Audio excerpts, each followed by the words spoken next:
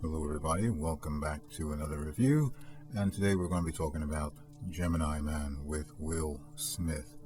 So if you've seen the trailer, you pretty much know the premise. We have Will Smith, and I'll just call him a young Will Smith for lack of a better term. And we can see from the trailer that the young Will Smith is an assassin that's after Will Smith, and they eventually confront each other.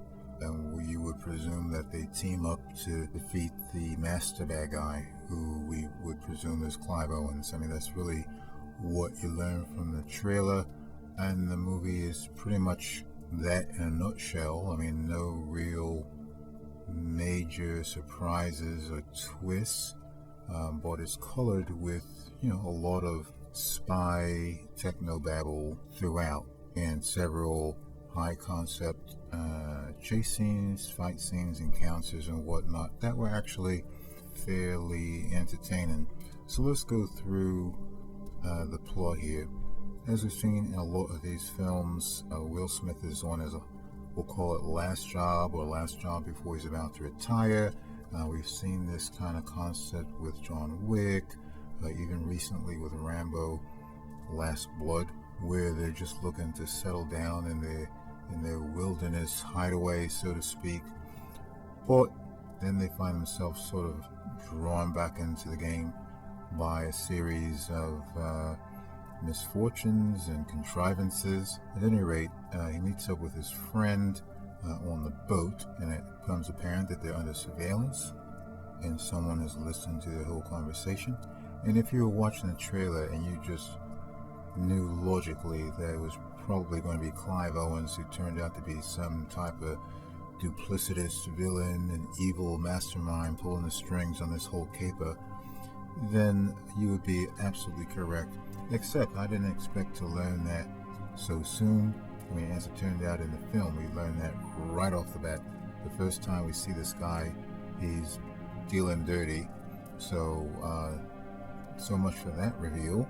At any rate, Will Smith's friend, and I'm going to call him Will Smith. I could call him his character named Henry Brogan, and I could call the other guy the younger version, Junior or Clay or what have you. But I think I'm probably going to end up calling him young Will Smith. At any rate, he meets with his friend on the boat, and then starts this intrigue to find out why he seemingly killed an innocent guy, or a molecular biologist. And once you hear that the guy's a molecular biologist, you know right away that he's connected to the so-called cloning project.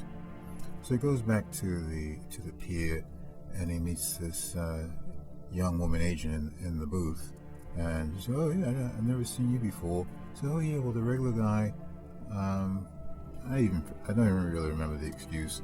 Either took the day off or went on vacation," and you just knew that was going to be a lie.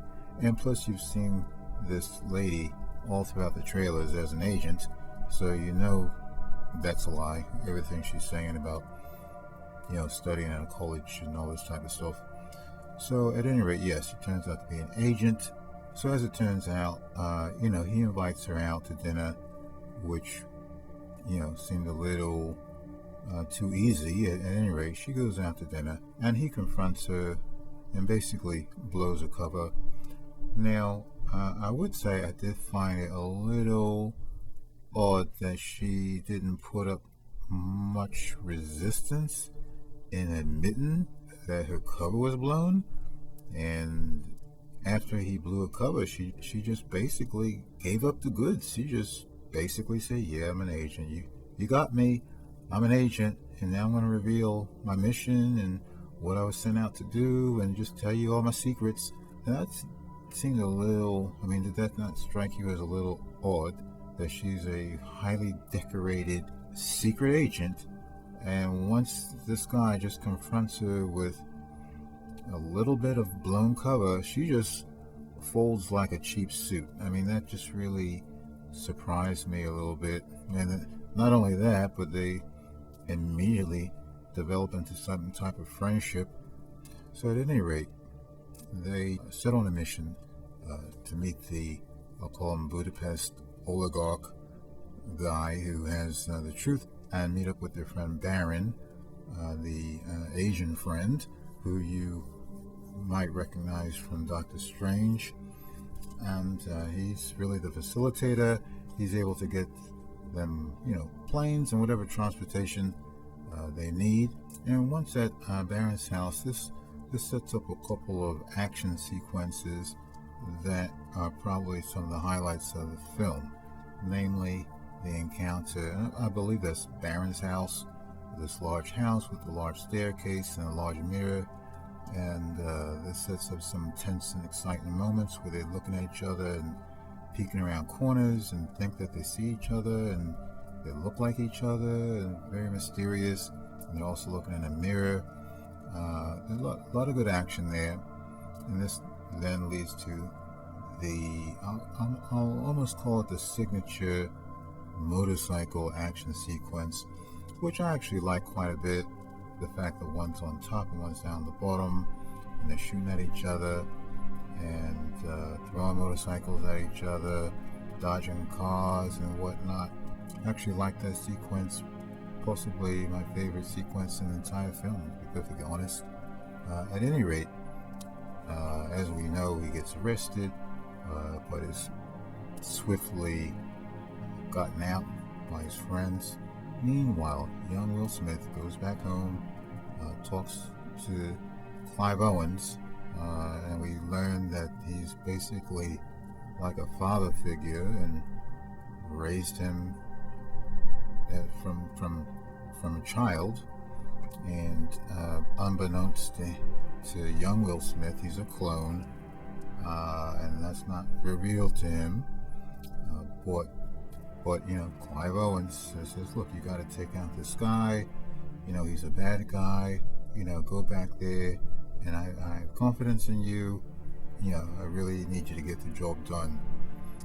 Now, I would say it did seem a little odd. Now, mind you, this guy is very skilled.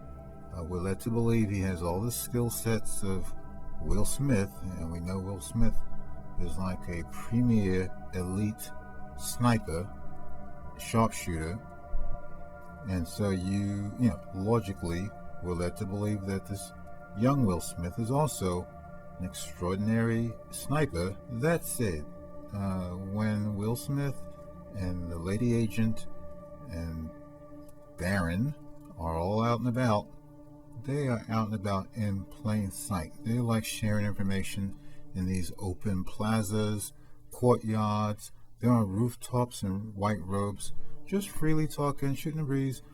They're in the most exposed positions possible. And young Will Smith could have easily just hit Will Smith with a sniper shot at any one of literally 100 different locations, because they're just out in plain sight. They're not covered up. They're not talking in a basement or anywhere. Just in plain view. Not even on like the third floor of a hotel. No, they're on the rooftop, literally on rooftops, talking freely out in the open. This guy could have picked them off really at any time, but no, he prefers to arrange some type of contrived meetup where he takes the lady hostage and come into the catacombs. Kind of reminded me of Rambo Last Blood, where he wanted to come into the catacombs, where that now we're on his terms, his turf, blah blah blah, which was totally unnecessary. The guy's a trained sniper. He could have taken him out easily with all this type of machinations and contrivances. At any rate, they do meet up and they have a conversation, and they have a pretty exciting fight in the catacombs. And I would say I was amazed at how well they were able to pull that off. It was very believable. I mean, technically, being able to have Will Smith and this CGI Will Smith fighting in close proximity, they're grappling, they're struggling, they're throwing each other in the air, they literally have their foreheads pressed against each other. Just technically, I thought they pulled it off really seamlessly, and you have to imagine just the work that went into being able to do that was amazing. The special effects people will wait to digital, WETA, and these are the same people who did special effects for Alita Battle Angel, so it's pretty much a given that they use the same type of motion capture, facial motion capture, to animate the CGI version of Will Smith very realistically and accurately, and it showed. I mean, I thought that the aging, so to speak, I thought it was respectable. I thought some renderings were a lot more believable than others, but overall I didn't have a problem with it. So by the end, the so-called truth is revealed, and now this young Will Smith is sort of caught in the middle. Does he stick with his father and his beliefs, or go with Will Smith and his beliefs and values?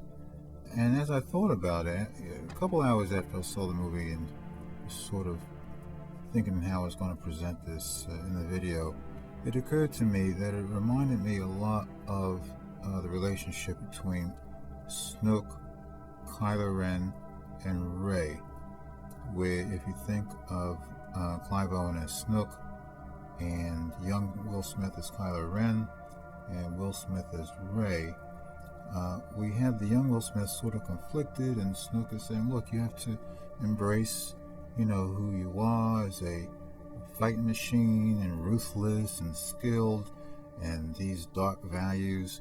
And Will Smith, on the other hand, has said, no, you're better than that. You have humanity. Don't reject being emotionless and passionless. You're a good person deep down because you're like me inside, and together, we can make a good life, blah, blah, blah.